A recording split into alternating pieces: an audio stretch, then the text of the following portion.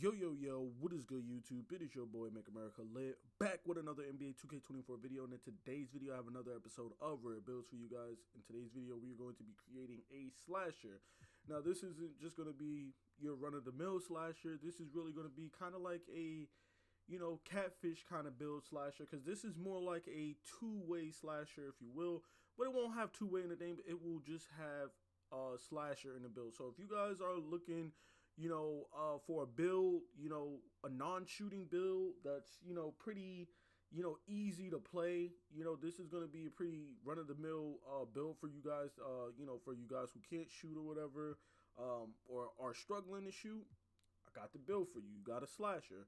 And more importantly, it's a catfish slasher. You know what I'm saying? Now, I went 6-7 just so that we could unlock anchor, get some boards, play some defense, get some chase down blocks and stuff. 220 on the weight, and then 7'4" on the wingspan. Now, obviously, you can tweak this to your liking. I made it at the PG position. You can make this at the shooting guard or small forward. It's up to you. I made this at PG just because I want to be causing, complete chaos on their offense. If I'm on a defensive type of build, I want to be guarding whoever is going to be having the ball. So you want to be guarding the point guard, or you want to be guarding the shooting guard. Small forward, yeah, here and there, but the small forward, the power forward, and the center isn't really going to be getting the ball or running the ball. The offense is not going to be running through them. Unless you're really playing like a pro-am team, that you might see that. But if you're in just solo rec, you're not going to really see that too much. So I like to make the PG or the shooting guard when I'm making a lock or defensive-minded build, just because I know I'm going to be on ball. I'm going to get a chance to actually play defense. So, again, you could tweak this to your liking. You could go higher on the height or the weight. You could go lower, whatever on the wingspan. This is totally up to you. This is just what I went with. And then these are the stats that I went with. So, I got a 67 close shot. We got an 87 layup and a 94 driving dunk, along with an 85 vertical. That's going to unlock those elite contact dunks for us. So we will have elite contact dunks. We got a 40 standing dunk, so we will unlock those standing dunk animations as well too.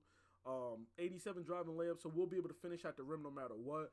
Whether it's a euro, a hop step, reverse layup, double clutch, spin, whether it's a dunk, a meter dunk, whether it's a, alley-oop, because we'll have Hall of Fame aerial wizard. So really, it's dealer's choice when it comes to this build and how you finish. This build is also going to have pretty decent strength with an 84 strength, so you will be able to set screens. So, you can run the pick and roll as the roll man on this build, and because you have high finishing, you'll be able to finish, as well too. Now, the only real, knock on this build is that it doesn't really have any shooting whatsoever. It has a 57 mid-range which you can hit with the 57. I've hit with a 57 while, having takeover and while not having takeover. Now, of course, you're not going to be consistently hitting with the 57, even if you know your jumper, but I've definitely hit my jump shots with the 57 mid-range or whatever, or 56 mid-range, because I didn't upgrade my midi yet. Even on my 6'9 center build, I knocked down mid-range shots here and there, and I haven't even touched my mid-range on that 6'9 build. I think I'm like an 86 overall right now on that center build, and my 3 is maxed out, and I really just shoot 3s and lay the ball up. That's pretty much how I score. But there are times where somebody passes me the ball and it pulls me inside. You can hit. You are going to have, open looks, comeback kid, spot finder, whistle, and we should have,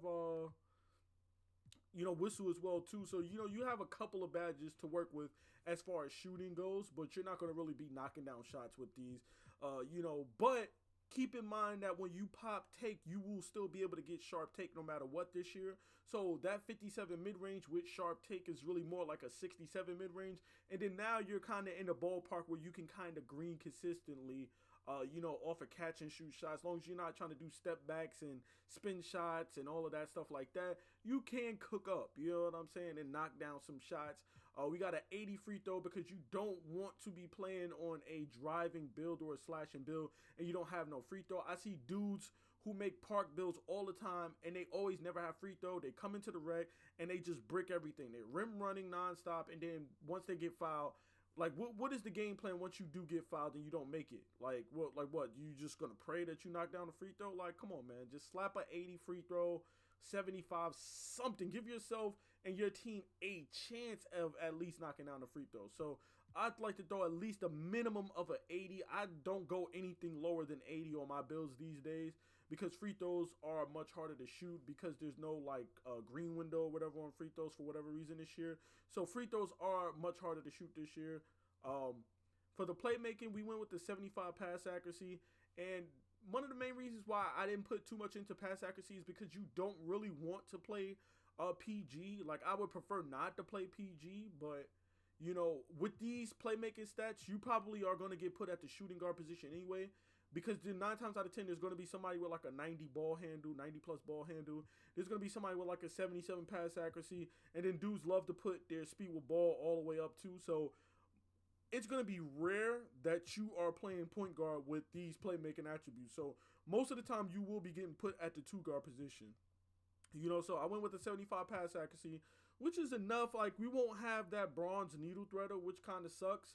But we'll have everything else, you know, dimer, relay passer, touch passer, break starter, special delivery.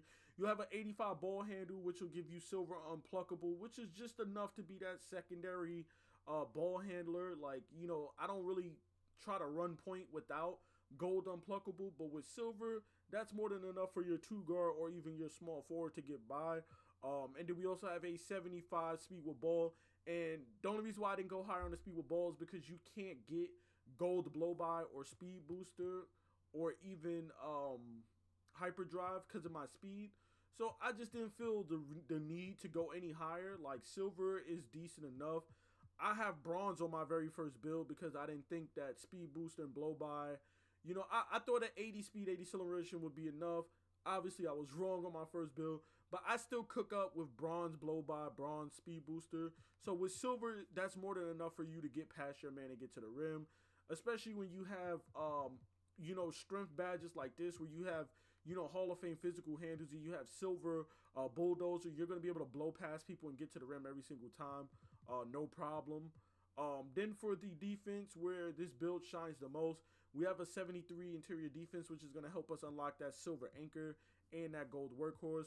We have 87 perimeter defense, which is more than enough to play lockdown defense on the perimeter. I stand by 85-85, but if you can't get an 85 still, 72 still works just as well too. You know, you ain't gonna be able to just spam people, but you will be able to still get steals in the passing lanes. You'll still be able to rip people, especially if you're using that right stick ripper. You know, I always reach on ball with the right stick. I never use square. I only use square for passing lane steals and for alley-oop steals. If you guys train yourselves to, you know, get in that mindset of only reaching with the right stick, you will get more steals in this game. And then we also have an 87 block, getting a silver anchor, silver pogo, and then of course gold chase down, which at 6'7" is going to go crazy when you see what our physicals is looking like. We also have a 60 defensive rebound just so we get bronze rebound chaser, and that along with that 85 vertical is going to go a long way with us getting boards. Again, 81 speed, 73 acceleration. This build isn't going to really be, you know, a true PG build. This is more like a 2-guard build. I just made it at PG. Again, 84 strength and then an 85 vertical with a 95 stamina to round this build out.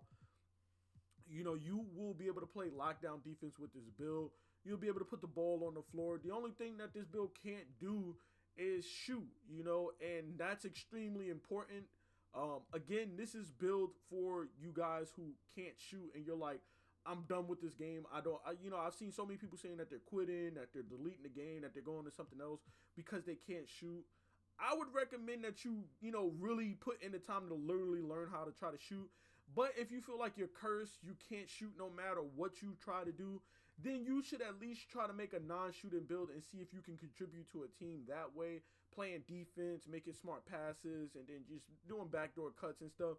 You can still contribute to, you know, a team with a non-shooting build. It's going to be harder to win with multiple non-shooting builds, but it is still possible if you guys are playing good defense, making, you know, playing good basketball and whatnot. But, you know, I would implore you guys, before you say, oh, I'm quitting, you pay $70 or $100 for a game just to like throw it away after 2 months. I would implore you guys to try to make a build like this or something similar to this where you can still contribute and help your team and whatnot. You know, and still have some fun with the game. And then, of course, you know, when we create our build, you'll see the shades of, we got Lonzo Ball, we got Drew Holiday, and we have Malcolm Brogdon. And there you have it. This is my slasher build for NBA 2K24. Again, like I said, a catfish type of build because it won't say that you have a two-way slasher. Sometimes you will get people who aren't paying attention to the builds. A lot of times I'm on my phone, I'm texting, I'm doing something, so I won't even see the attributes. I will just see the person's build name and I'm like, oh, slasher, oh, 3-point specialist. You know, sometimes I don't look at the attributes and see, oh, wait a minute, that 3-point specialist has a 90 steal or something, you know. So sometimes you can get by with these catfish builds. I know catfish builds aren't as popular because you can see the attributes, you can see the little diamond or whatever that shows like where their attributes are placed at and stuff. So they aren't as popular as they once were, but you can still get by because not every time people are paying attention. So again, there you have it. This is our catfish slasher build, which is really a two-way slasher. It's been your boy Make America Lit. Please be sure to drop a like, comment, and subscribe for more NBA 2K24 content. And of course, more rare builds like this. I'm out, y'all. Peace.